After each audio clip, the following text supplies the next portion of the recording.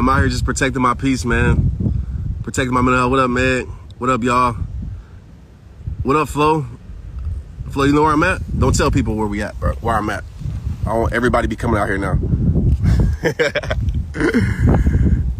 We gotta keep social distancing, so I can't tell y'all where I'm at because I don't want everybody to start coming out here. What up, Ava? What up, y'all? What up, what up, what up? I'm gonna get started here in a minute, man. Share this if you can. I'm out here just reflecting, and I just had some thoughts, man. I just shared it on Facebook. You're on Facebook. We're gonna continue this. Share it with somebody. It's simple to share. Just press the little kite button so people can join in. I'm gonna get started here in a second. You just listen to my podcast. That's what's up, man. I appreciate that. Yeah, Straight Up Podcast. Check it out. I think it's important information that you need to hear. But I'm going to talk about, I'm on my feet. You already know where I'm at. I'm on my feet. I actually did the other side and I came to this place. And so I did a little workout here. So what I called it was my 4 miles apiece. And then I came to do 20 minutes of flow. So I just worked out. My flow is just not really yoga flow, but it's just me just moving my body, doing random stuff. I don't count reps, just moving my body for 20 minutes. Push-ups, planks, namaste, all that stuff, all right? But listen, I'm gonna get right into this real quick because I gotta get back. I actually gotta run 2 miles back, so it'll be total 6 miles. But listen, man, as I was thinking about this today, 2 things I wanna share with you. I know we're all going through a crazy time right now, and I know that it's tough, okay? But I just had this epiphany, and it made me realize something. So are you able to work outside? Yeah, I am right now. We can go outside. And like I said, where I'm at, ain't nobody here. Like it's literally in nature, nobody's here, so I'm good. And I get out here early. I try to. At least nobody's out here. So, okay, back to this. So as I was running this trail, not today, but the place that I'm at, I found this place. Like as far as like not the trail, not the whole trail, but this exact place, I found it. And the reason I found it is because I got lost, right? And so it reminded me, and it's beautiful. I mean, it's right on the water. You have your trees, you have everything. It's beautiful. You can work out here. It's enough space. And so it reminded me of this. And what it reminded me of is that sometimes we have to get off the path that we know so our life can come to the right place, right? So we can discover something more beautiful. And it's the same thing that you're going through right now. Like, I want to just really plant this in your mind because this is how you win in this whole situation, right? That we feel like we're losing. Everybody's life has changed. My life has changed. Things are happening, like a whole bunch of stuff. You either can accept, well, you have to accept it regardless. You either can accept it and allow it to control your life, or you can accept it and do something about it. You got to ask yourself what perspective is like, what good is going to come out of this? And so just like I lost myself on this trail one day and I was pissed. I was like, man, I'm lost. I don't know where I'm at. There's going to be some animals come out here because, you know, I love nature, just don't love the things in nature. But it brought me to this beautiful place. So it's the same thing. Ask yourself that with you losing yourself in this, where is it going to bring you greater? What peace, what growth is it going to bring in your life? And so those are things that you have to ask yourself in this moment, because if you're going through this moment and you're just allowing this moment to control, you're not getting anything out of it. Like I always tell you, if I'm going to go through pain, you best believe I'm going to get some out of that pain. Just like everything I went through in the NFL, now rehab time was built from that. I got some out of that pain. And in this same situation, you better believe I'm going to get something out of it. I don't care if it's putting me in better shape. I don't care if it's making me a better father, husband, friend, whatever it is, I'm going to get something out of it. And that's the mindset you have to come to this. What you going to get out of it? Second thing I want to talk about, that's probably the most important thing. I get it. This virus is killing people. This virus is scary. This virus is all these things. I understand that. Like, we get that. I'm not undermining the virus. I'm not one of those people that's like, oh, you shouldn't worry about the virus because my legs hurt. Oh, you shouldn't worry about the virus because, you know, 150,000 people die every day. That's true. It does. And when you look at the perspective of that, we don't realize that because we often aren't knowledgeable. You know, fear works off of knowledge. So the more you know, like there could be freaking 13 coyotes out here and I don't know it. I'm not afraid because I don't see them. But once I see them and I'm knowledgeable of it, oh, snaps, fear is struck in. So it's the same. It's the same now. The reason we're so scared because it's on our news 24/7. Everybody's talking about it. And so we're fearful. Like supposedly it's been around for a while. None of us cared about it. Some of us already had it. I told you, like earlier this year, I was really sick. Who knows? Anyways, the point I'm trying to make is this. There's viruses in your life. And this is a conversation I had with myself out here as I was reflecting. There's viruses that were in my life, right, that were way more powerful than the virus that's currently going on. And what I mean by that, the emotional viruses. Some of us right now, we have all these viruses in our life that is making us feel like we're less, right? The virus of settling for less. Some of y'all, like, this is my thing. your world is slowed down, you better make a commitment and a promise that when the world goes back, that you get all the toxic things out of your life, because that's the real virus. The things that's draining you, the things that's making you feel like you're less, the things that keep you in a prison perspective, the things that keep you in depression, those are the real viruses. And those are the things that once the world gets back to regularly scheduled program, those things are going to still be there if you do nothing. You do nothing about it. So you got to make a decision to burn the bridges. And it isn't always people. Like, people want to always think I'm talking about removing friends or removing well, no, there's things in your life that you do that suck, that aren't good for you. There's things in my life that I do that aren't helping me. Those are the real viruses that's draining you mentally, that's draining you spiritually, that's draining you emotionally. And you can control those. Like, that's the thing about it. With the corona thing, like, you can somewhat control it at the end of the day, but there's for sure fact you can control the things that you allow in your life. You know why? Because you control the things that you accept in your life, period. You can't control what somebody tries to give you. You can't control what somebody tries to do to you. You can't control what the world gives you, but you can control what you accept. And some of y'all are accepting BS. Some of y'all are accepting less. Some of you are accepting less from yourself. Some of you are not doing the things that you know you should be doing. And you know what happens when you don't progress in life? This is exactly what happens. And it happened to me. It happens to me. And I evaluate this. When you don't progress in life, and stillness is key. Sometimes it takes being still to evaluate yourself. That's why I practice stillness as much as I can. But when you don't progress in life, right, mentally, when you don't progress, I'm going to tell you what happens. It builds disconnection. When you don't progress, you disconnect. You disconnect from your purpose, you disconnect from your being, and you start to move back. The more you accept less in your life, the more you settle for less, the more you disconnect and you don't progress. It's actually rhyming, and I'm gonna use that at some point. D-Flow, you can use that in your rhymes if you're still in here. The more you separate, and the more you separate, you start to feel less connection, and you start to feel not connected. Anybody in here ever felt like that? They feel like they're not connected. They feel just like they're just existing but not living. Put some hearts, or I don't know if they got hearts on here. Tap some hearts if you feel that. And that happens to all of us. And that's a sign that either we're accepting less, that's a sign that we're moving too fast, that's a sign that we need to get recentered, that's the sign that we need to get refocused, that's the sign that we need to maybe put more emphasis on the things that truly matter. That's the thing I do love about what's happening right now. It's making people realize what truly matters. Something I've been preaching since day one. You know, I'm not the motivational speaker that's now all of a sudden preaching mental health. That's all of a sudden preaching what matters most. No, I've been telling y'all this since day one, because I know for a fact when you connect your worth to things externally, the things that I've been preaching forever, that when you lose it, you're going to lose yourself. And there's so many people losing themselves right now. Why? Because their worth was attached to their job. Their worth was attached to how much money they got in their bank account. Their worth was attached to their relationships. You know, divorce rate is going up. Abuse rate is going up. Like, look at it. All these things are happening because people don't know how to deal with things emotionally. They don't know how to deal with things emotionally. So again, when you disconnect, there's a void, okay? And usually what fills that void is not, okay, let me get recentered. It's not, okay, let me talk to God. It's not like, let me get out of nature and hike and just get my mind refocused. What usually people do, they get to what's comfortable, what's easy. And usually what's comfortable, what's easy is bad habits. And so now what fills that gap is depression. Now what fills that gap is stress. Now what fills that gap is anxiety. All right, you got to close the gap, guys. And that's why it's necessary to do important work on your mental health, important work on yourself as much as you can, important work on the things that matter as much as you can. Because I'm going to tell you, man, again, I will tell you this, and this is a person that is highly successful telling you this. Me, I'm telling you this. And I've been preaching this since day one, because I'm never going to be the person that sells you success without telling the other side of it, right? Success will only promise you half of what you think it is. Okay. And I'm talking about the world success. I'm not talking about the success that I feel like is the definition that we should have. Like, peace to me is success, achieving that. But when you tie your being, when you tie your worth in all these other things, followers on social media, your job, all these things, when you lose it, you will lose yourself. I learned that when I lost the NFL, and it taught me something that I'll never forget.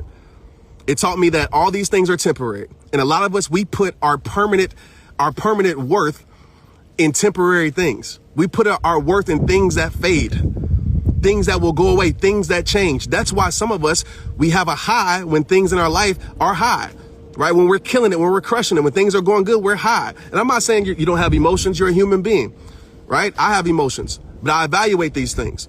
Or whenever you're a puppet to it, right? You're a puppet. So when it's high, you're high. When it's low, you're low. And you live a roller coaster up and down life.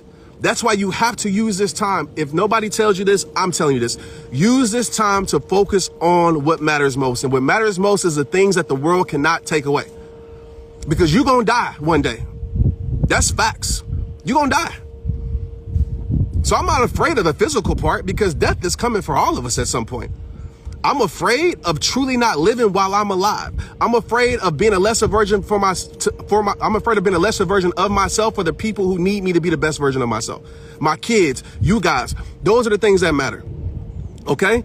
So in this moment where people are trying to make you afraid and say, oh, you have to do this and that, listen, use this moment to focus on what matters most. Use this moment to know yourself more because self-awareness is the greatest success you ever could have. You hear me? Self-awareness, to know when you're feeling drained, you feel it and you know exactly what to do to fill your cup up. To know when you're being controlled by external things, you know exactly how to cut that off and say, wait a minute, I'm being controlled by the wrong things. And you recenter yourself. Most people don't talk about this because it's not popular. It doesn't sell. Okay? I want to tell you, use this time to understand what matters most because it don't matter how rich you are right now. Your world is stopped. Y'all see the biggest companies in the world. It doesn't matter how much status you got. The real celebrities right now are the people that we don't follow online, are the people working the front line. The people that ain't got the blue check. I ain't no celebrity. It's those people putting their life at risk, the nurses, the people working in the grocery stores, people delivering packages to make sure they risking our health to make sure we got good health. Those are real people that need to be followed. Those are real people that need to be celebrated. It's making us realize all these things. And so don't allow this moment to pass you by. Don't allow this moment to make you forget what truly matters once everything gets back to normal. If it ever does get back to normal. And I'll tell you this, my biggest fear in all of this is that once we get back to normal, once the virus leaves, everything that we learn to do, all this you see everybody collabing, going live with each other. You see everybody working together. You see all this stuff and it's beautiful. And I've been preaching that since day one. I think we all should collab. I think we all should work together when we can. I think we all should help our neighbor. Like that's the greatest love ever, to love thy neighbor as you love thyself. And so my biggest fear though, is that when this leaves, we get back to the stressful things. We focus on the things that don't matter again. We focus on the things that really, at the end of the day, could lose at any moment. And we value those things instead of valuing the right things. So if anything, when this leaves, all the things that you built from this, all the connection you have with the people close to you, all the closeness, the intimacy that's built from this, keep that. Keep that. The thing that I know about my kids, like Maya, who's 3 years old, I know years from now, like when she reads about this in the history books, she'll be like, yeah, I kind of remember that, but I don't remember it being bad. I don't remember like people dying. I don't remember all I remember is daddy was home all the time. All I remember is like we played Uno, we played games and everybody was in the house. That's all I remember. I remember that was the best time of my life. Think about that. All right. In this tragic moment, make this time the best time of your life. Even when you lose. And you might say, Trent, you don't understand. Listen, I'm losing. I want to be very clear and frank with you, transparent. I ain't one of these people that's trying to make myself seem bigger than what it is, because that's whack. We need people we can relate to. I'm losing.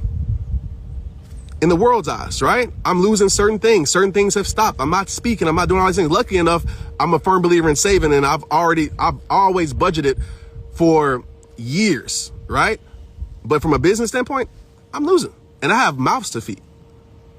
Okay. But at the end of the day, I'm choosing to focus on what I can control and choose to focus on joy, appreciation, gratitude, because those are the only things that will move your life forward. And I was talking to my friend yesterday. Hope y'all don't mind me keep talking, man. I'm just out here enjoying nature, just out here chilling. Ain't nobody out here with me. Just from a faith standpoint. This is how my faith is strengthened. I put this on my story yesterday. People always ask, how do you keep strong faith in hard times? Well, I always know that it's not my job to try to understand what God is doing, or what God is allowing to take place. Because trying to understand God is an impossible task, right? That's what faith is for. It's not to understand God, it's to trust God. And so I know in my life, and you can relate to this too, that there's certain things that happen in your life that you were like, why, God? Why are you allowing this to happen? Why? And you might not ever recovered from it, right? You might have not ever understood the reason why God allowed those things to happen. Maybe you did, maybe you didn't. But this is the thing that I always hold on to. I always pray. You got to realize this, guys. God will answer our prayers in ways that we don't want him to answer it. So I know one of my prayers always is for protection. It's for protection. And I realize that God will protect me at the cost of me losing the things that I want. That's a preaching moment right there. God will protect me at the cost of losing the things that I want in my life. That's not always fun. NFL was something that I wanted. And I always picture this, and this always keeps me faith, and always keeps my faith, and always helps me in moments where I lose things that I don't understand why I'm losing. I'll go back to my NFL experience. I did everything right. I'm not saying I was the best player, but I was balling out. There was no reason why I shouldn't have been playing. I just didn't feel like that. Like, honestly, other people on my team told me that. It didn't work out. I got cut, I got released, right? My dream was over. My life was crushed. Everything I worked for my whole entire life, everything was gone. I picture me having a conversation with God, and God was just laughing and saying, I know you were upset with me. You thought I was punishing you. You got angry with me, which I did. You got upset with me. But really, I wasn't punishing you. I was protecting you. Because let me show you, if you would have stayed in the NFL, what would have happened? And I really believe if I would have stayed in the NFL, the lifestyle I was living, some of y'all know me. You know what I'm saying? I really feel like death was on the way just because of the lifestyle, or a lot of danger was on the way. Who knows what would have happened? And so I picture God showing me the situations that I wanted that didn't happen, and him showing me the rest of the movie and saying, this is why I didn't allow this to happen, because I needed you for a bigger purpose. I needed you for a bigger reason. So I think about that. Even in this time, I'm thinking about, man, what if God is really saving us from something bigger? What if this disappointment was really God's greatest rescue?